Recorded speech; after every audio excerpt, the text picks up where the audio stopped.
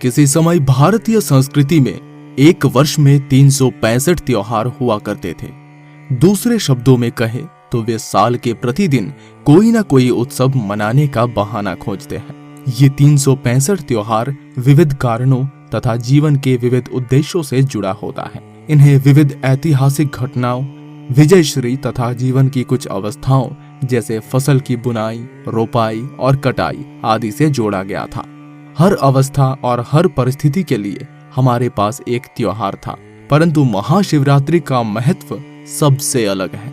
शिवरात्रि तो हर महीने में ही आती है, लेकिन महाशिवरात्रि साल भर में बस एक बार आती है। फाल्गुन मास की कृष्ण पक्ष के चतुर्दशी को महाशिवरात्रि का त्योहार मनाया जाता है। महाशिवरात्रि का महत्व इसलिए है क्योंकि ये शिव और शक्ति की मिलन की रात है। आध्यात्मिक रूप से इसे प्रकृति और पुरुष के मिलन की रात के रूप में बताया जाता है। शिव भक्त इस दिन व्रत रखकर अपने आराध्य का आशीर्वाद प्राप्त करते हैं।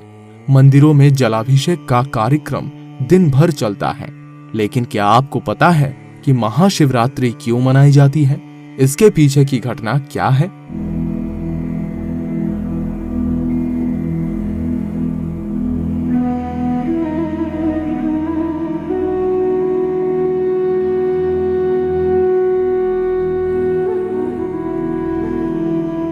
पहली बार प्रकट हुए थे जब शिवजी।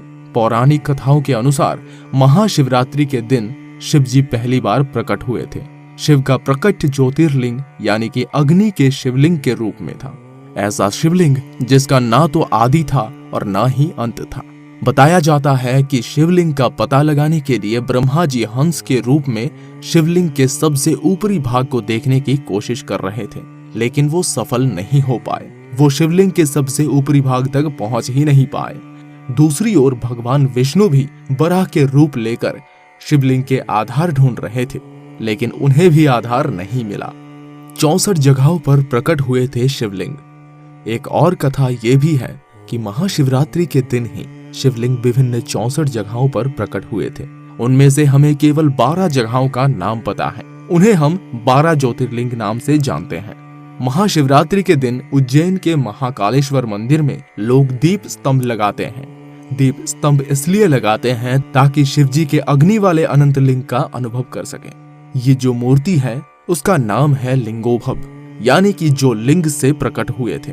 ऐसा लिंग जिसकी ना तो आदि था और ना ही अंत। शिव और शक्ति का हुआ था मिलन। महाशिवरात्रि को पूरी रात शिव भक्त अपने आराध्य जागरण करते हैं। शिव भक्त इस दिन शिवजी की शादी का उत्सव मनाते हैं। मान्यता है कि महाशिवरात्रि को शिवजी के साथ शक्ति की आदि हुई थी। इसी दिन शिवजी ने वैराग्य जीवन छोड़कर गृहस्थ जीवन में प्रवेश किया था। शिव जो वैरागी थे वो गृहस्थ बन गए थे।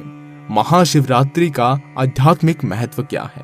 महाशिवरात्रि आध्यात्मिक पथ पर चलने वाले साधकों के लिए बहुत महत्व रखती है। ये उनके लिए भी बहुत महत्वपूर्ण है जो पारिवारिक परिस्थितियों में हैं और संसार की महत्वाकांक्षाओं में मग्न हैं। पारिवारिक परिस्थितियों में मग्न लोग महाशिवरात्रि को शिव के विवाह के उत्सव की तरह मनाते हैं। सांसारिक महत्वाकांक्षाओं में मग्न लोग महाशिवरात्रि को शिव के द्वारा अपना शत्रुओं पर विजय पाने की दिवस के रूप में मनाते हैं। परंतु साधकों के लिए ये वो दिन है जिस दिन वे कैलाश पर्वत से एक साथ एकात्म हो गए थे।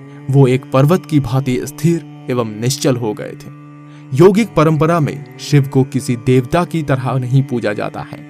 उन्हें आदि गुरु माना जाता है, पहले गुरु जिसने ज्ञान उपजा। ध्यान के अनेक सहस्राब्दियों के पश्चात एक दिन वे पूर्ण रूप से स्थिर हो गए। वही दिन महाशिवरात्रि का दिन था। उनके भीतर की सारी गतिविधियां शांत हुई और वे पूरी तरह से स्थिर हुए। इसलिए साधक महाशिवरात्रि को स्थिरता की रात्रि के रूप में मनाते हैं। शिवरात्रि महीने का सबसे ज्यादा अंधेरे भरा दिन होता है। शिवरात्रि माह का सबसे अंधकारपूर्ण दिवस होता है। प्रत्येक माह शिवरात्रि का उत्सव तथा महाशिवरात्रि का उत्सव मनाना ऐसा लगता है मानो हम अंधकार का उत्सव मना रहे हो। कोई तर्कशील मन अंधकार को नकारते हुए प्रकाश जो सहज भाव से चुनना होगा। परंतु शिव का सात्विक अर्थ ही यही है, जो नहीं है। जो है वो अस्तित्व और सूजन है, जो नहीं है वो शिव है। जो नहीं है उसका अर्थ है अगर आप अपने आंखें खोलकर आसपास देखेंगे और आपके पास सूक्ष्म दृष्टि है तो आप बहुत सारी रचना देख सकेंगे। अगर आपकी दृष्टि केवल विशाल वस्तुओं पर ही जाती है तो आप देखेंगे विशालतम शून्य ही अस्तित्व की सबसे बड़ी उपस्थिति है। कुछ ऐसे बिंदु जिन्हें हम आकाशगंगा कहते हैं वो तो दिखाई देते हैं, परंतु उन्हें थामे रहने वाली विशाल शून्यता सभी लोगों को दिखाई नहीं देती। इस विस्तार और असीम रिक्तता को ही शिव कहा जाता है।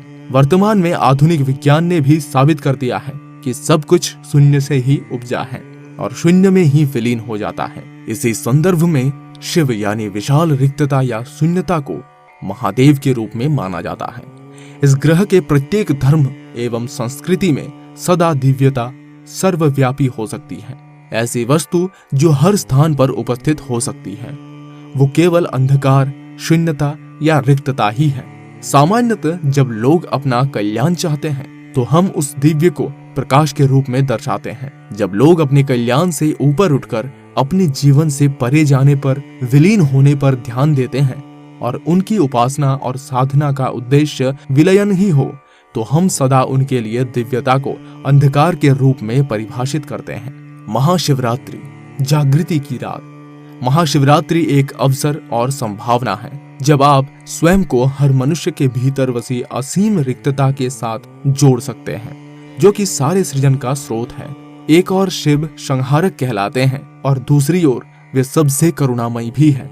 वो बहुत ही उदार दाता है। योगिक गाथाओं में वे अनेक स्थानों पर महाकरुणामयी के रूप में भी सामने आते हैं। उनकी करुणा के रूप विलक्षण और अद्भुत रहे हैं। इसलिए महाशिवरात्रि कुछ ग्रहण करने के लिए भी एक विशेष रात्रि है।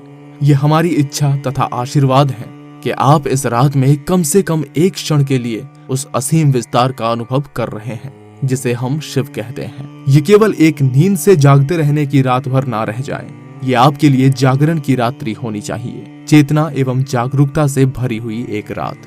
18 फरवरी को पूरे देश में बड़े धूमधाम से महाशिवरात्रि मनाया जाएगा। भारत में महाशिवरात्रि का अपना एक धार्मिक और सांस्कृतिक महत्व है। कई वेद और पुराणों में महाशिवरात्रि के दिन को काफी पवित्र माना गया है। आज के दिन पैदा होने वाले बच्चे काफी भाग्यशाली और गुणवान होते हैं। आज के दिन अगर कोई श्रद्धालु सच्चे हृदय से भगवान शिव और माँ पार्वती की आराधना करे तो उसकी मनोकामना जरूर पूरी होती है।